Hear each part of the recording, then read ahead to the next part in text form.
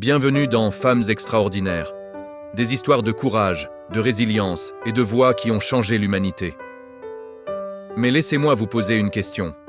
Saviez-vous que Elle, une des voix les plus puissantes contre la haine dans Elle, Histoire, appartenait à une adolescente cachée dans le silence? Voici l'histoire d'Anne Frank.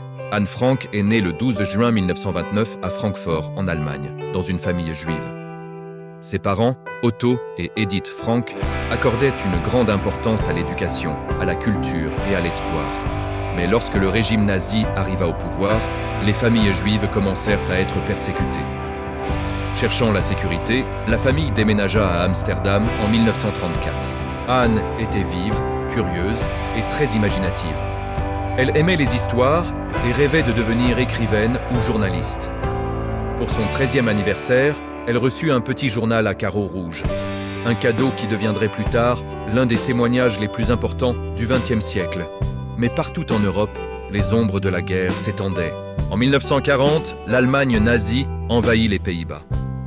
Les citoyens juifs perdirent leur liberté, leurs droits et leur sécurité. En 1942, Anne et sa famille se cachèrent dans un espace dissimulé derrière le bureau de son père. Cet endroit fut connu sous le nom de l'annexe secrète. Pendant 2 longues années, 8 personnes y vécurent dans le silence, chuchotant, attendant et s'accrochant à l'espoir. Durant cette période, Anne écrivit sur la peur, les rêves et l'espoir fragile de survivre. Anne Frank était réfléchie, perspicace et d'une sincérité remarquable.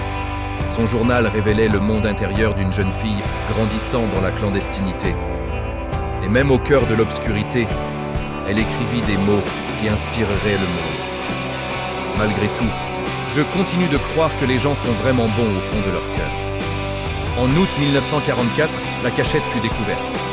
Anne et les autres furent arrêtés et déportés dans des camps de concentration nazis. En 1945, à seulement 15 ans, Anne Frank mourut au camp de Bergen-Belsen. Des millions de personnes périrent pendant l'Holocauste et sa jeune voix faillit disparaître parmi elles. Après la guerre, le père d'Anne, Otto Frank, seul survivant de la famille, publia son journal.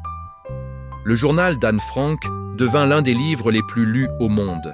Ces mots rappellent à l'humanité les dangers de la haine et la puissance éternelle de l'espoir.